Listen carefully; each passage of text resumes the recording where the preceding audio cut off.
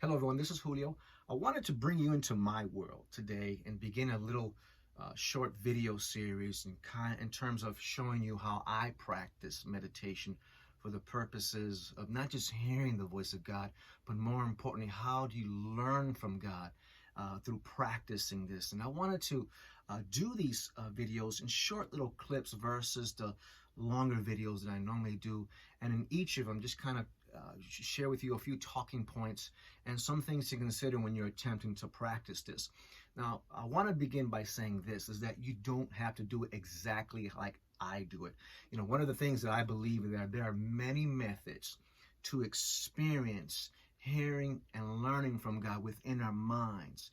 But there's only one way, and that way is, once again, within the mind to experience God as a guiding and a teaching and an envisioning spirit.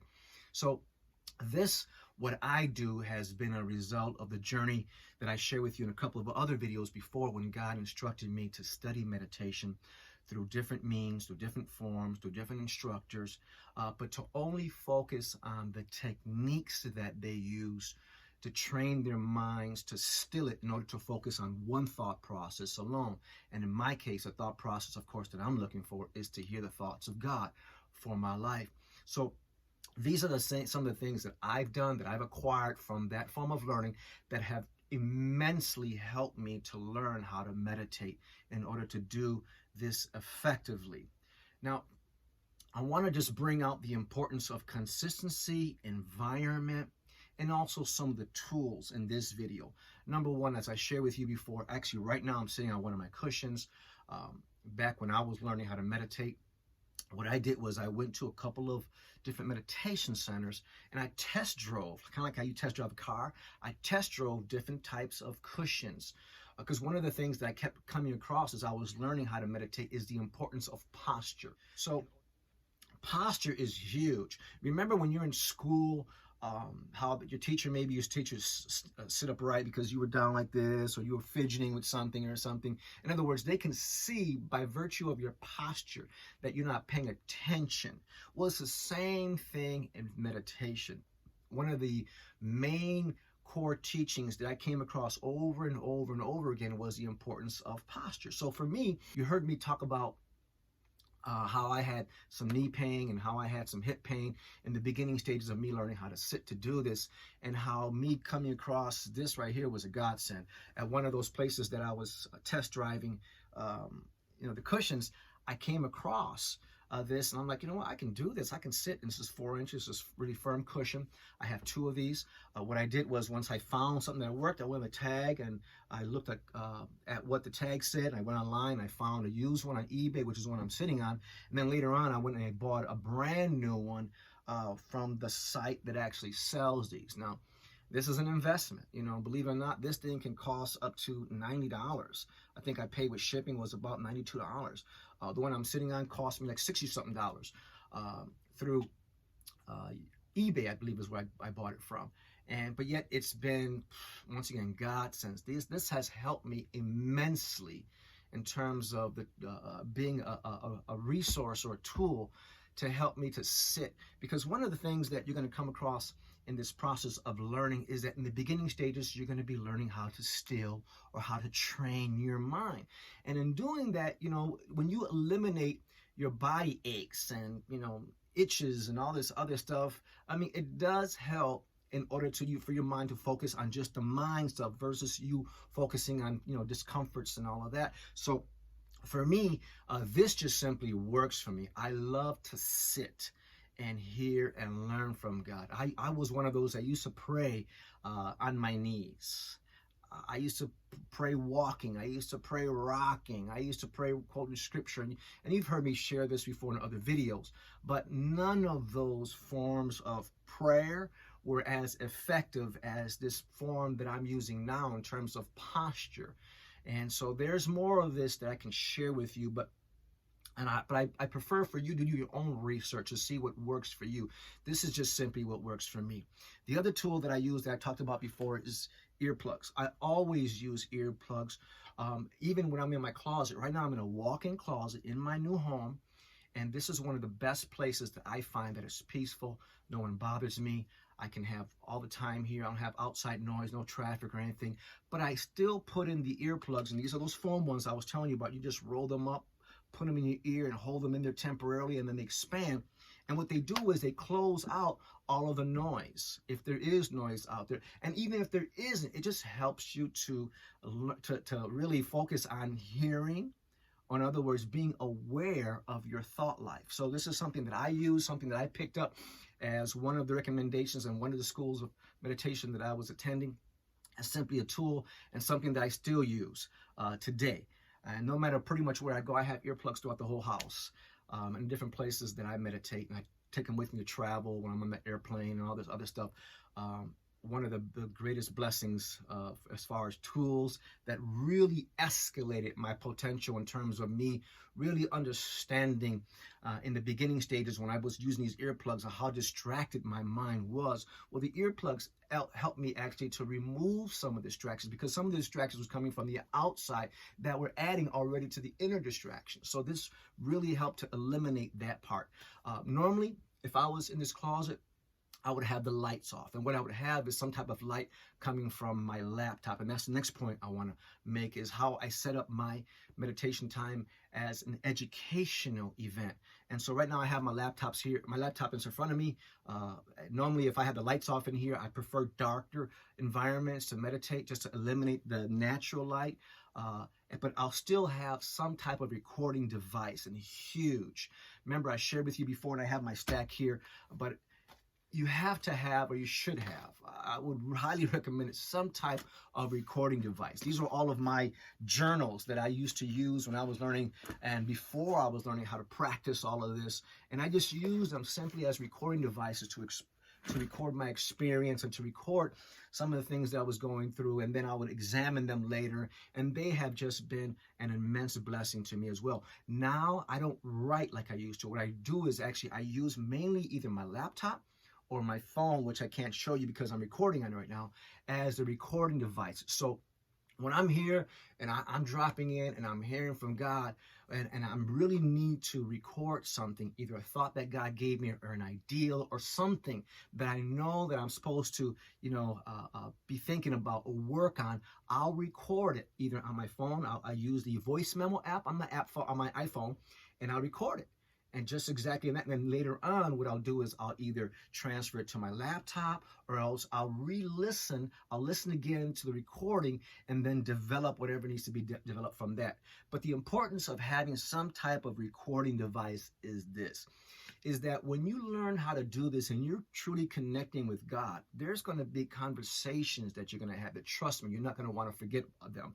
You're going to want to add to them, because the beginning stages, yes, it's okay. You don't have to do this religiously or anything like that. But as you begin to train your mind, you're going to really come to the realization that what you do in the beginning of your day, which is where I recommend that you start, is by learning how to meditate in the mornings, which is when your mind is freshest, when it's more trainable, when it's more teachable.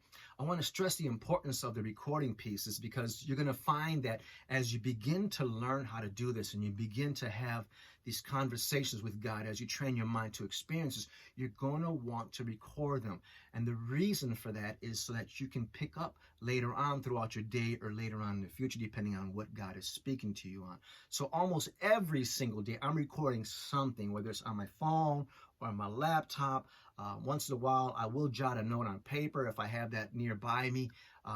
But the majority of my recording now happens electronically. And what I'll do is I'll reread or I'll rehear those, and then I'll add to those so that I can continue the education that God gave me throughout my day pertaining to that I experienced that morning.